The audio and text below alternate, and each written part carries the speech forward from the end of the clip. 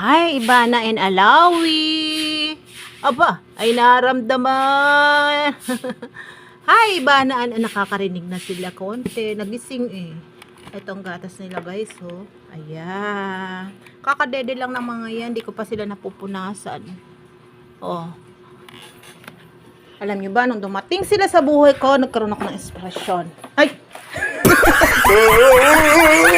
Ito, napinturahan ko yan na dati di ko pinapansin, guys. Alam nyo ba yon? Kasi gusto ko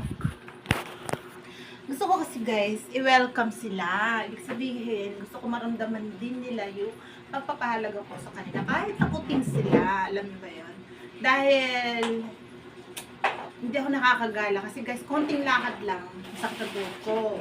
May time na pagka sumasakit, nahihirapan talaga akong bumalik sa bahay. Buti na lang minsan, malapit na kayo mabalik ako. Tapos, parang ayaw na akong palabasin ng bahay. So, karoon pa akong alaga ng cooking. Kaya yan. Kaya yung mga magagawa ko dito sa bahay na best ko, binabawas ko sa budget ko. Diba, may konti akong pera, ganyan. Sisingit sila, tapos akong mag-aadi sa pagkain. Ayan. Dahil puro nga itlog, ayun, nakasuka na nga ako sa itlog. So, hindi mo na ako kumain today. Ayan guys, yung pambili namin ng ulam ng 2 araw, binili ko ng pintura. Ayan. Para naman guys, magkaroon ako uli ng shop na maayos at masustento nga, masupply yung ayan, makakuhaan ko ng pagkukunan ng pagkain ng aking mga aso at pusa. Dahil guys, sa totoo lang, hindi naman ako masyadong umaasa sa aking mga anak.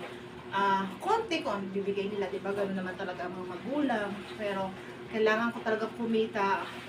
Lalo na nadagdagan na naman ng 2 puting ang aking bahay. So, kailangan ko din silang pakainin, di ba?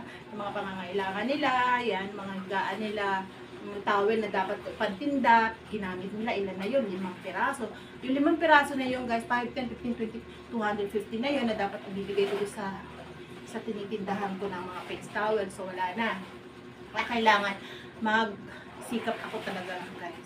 Ganun pala guys, sila na lang itutuloy ko. Inspiration muna sa ngayon.